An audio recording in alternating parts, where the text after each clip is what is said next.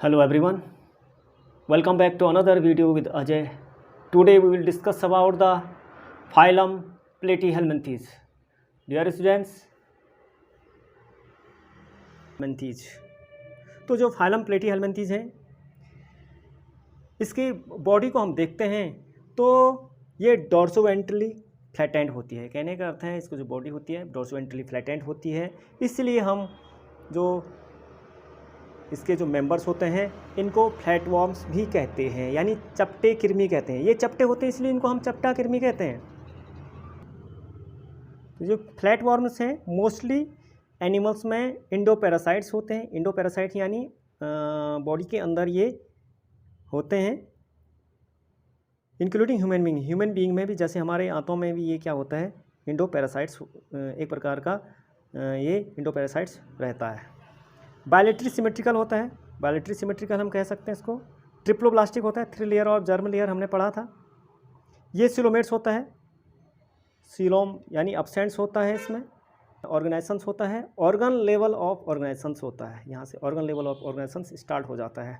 इसमें hooks and sucker are present होते हैं। Some of them absorb nutrients from the host directly through their body service, यानी कहने का अर्थ है जो बॉडी सर्विस है इसके द्वारा ये जो होस्ट सेल्स है इससे डायरेक्टली जो न्यूट्रिएंट्स है इसको एब्जॉर्ब कर सकता है। जो फाइलम प्लेटीहेल्मिंथीज हैं इसमें कुछ स्पेशलाइज्ड सेल्स होती हैं जिसको हम फ्लेम सेल्स कहते हैं। यानी फ्लेम सेल्स जो है ये किस में होती है, प्लेटीहेल्मिंथीज में होती है। जो काम करती है, इसका जो वर्क होता है, फंक्शन होता है ऑस्मो रेगुलेशन का जो मेंटेन करने का काम करती हैं, और एक्सक्रेशंस। सेक्स आर नॉट सेपरेटेड, और इसमें जो सेक्स होता है सेपरेटेड नहीं होता है। हम कह सकते हैं दोनों मेल एंड फीमेल एक ही में होता है, इसको आप याद रखना है। तो इसको हम कह सकते हैं बाइसेक्सुअल हम कह सकते हैं, या हर्माफ्रोडाइट मेंबर इसको कह सकते हैं। फर्टिलाइजेशंस इज इंटरनल, तो इसमें जो फर्टिलाइजेशंस जो होता है इंटरनल होता है, फर्टिलाइजेशंस इंटरनल होता है। और development through many larval stage, जो डेवलपमेंट होता है इसमें जिसके मेंबर्स होते हैं बहुत सारे लार्वा स्टेज इसमें आती है। सम मेंबर्स लाइक प्लेनेरिया अकर हाई रिजनरेशन कैपेसिटी, यानी कुछ मेंबर्स इसमें जैसे प्लेनेरिया है इसमें हाई जनरेशन कैपेसिटी इसके होती है। एग्जाम्पल इसमें है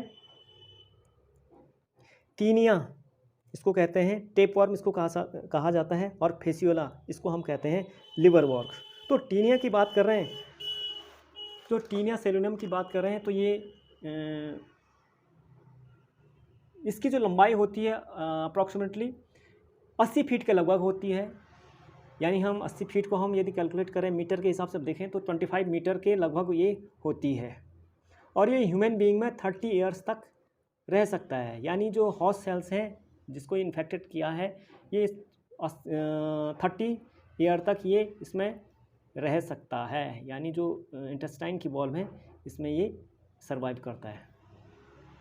तो यहाँ पे रहने से इसमें क्या हो सकता है, ह्यूमन बीइंग में या जो इन्फेक्टेड है इसमें इरिटेशंस और माइल्ड इन्फ्लामेशंस हो जाता है,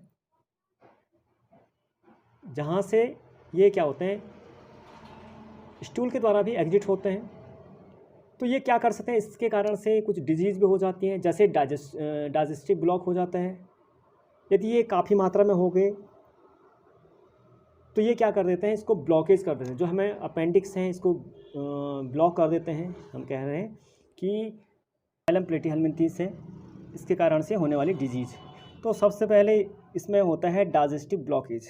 ये जो डाइजेस्टिव सिस्टम हमारा है, डाइजेस्टिव ब्लॉकेज,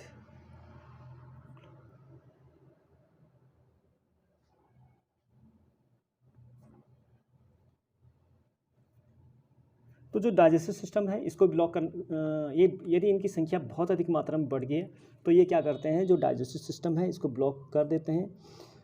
तो जो हमारा अपेंडिक्स होता है, तो अपेंडिक्स में ये इन्फेक्शन कर देते हैं, जिसके कारण से अपेंडिसाइटिस रोग हो जाता है, जिसके कारण से होता है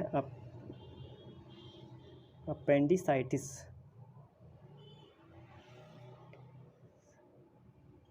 अपेंडिसाइटिस डिजीज़ हो जाती है।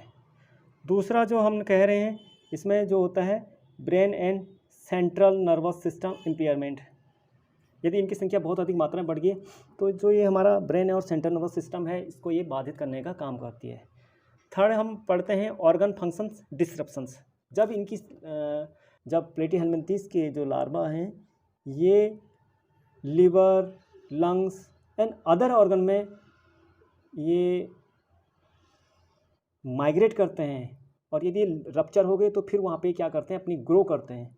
तो वहाँ न्यूट्रिएंट्स हैं या जो ऑक्सीजन है या जो ब्लड है इसको ये यूटिलाइज़ करते हैं, जिससे जो ऑर्गन फंक्शंस है इसमें डिसरप्शंस हो जाता है। इसका उपचार, यदि हम बात कर रहे हैं उपचार यानी ट्रीटमेंट की बात करें, इसका जो ट्रीटमेंट है तो ट्रीटमेंट हम देखते हैं कि इसकी जो दवाई है पैराजीक्वेंटल, तो पैरासाइट्स हैं इनको पैरालिसिस कर देती हैं और इसको एग्जिट कराने में मदद करते हैं स्टूल में। डियर स्टूडेंट्स, आई होप आपकी समझ में आएगा। Thank you.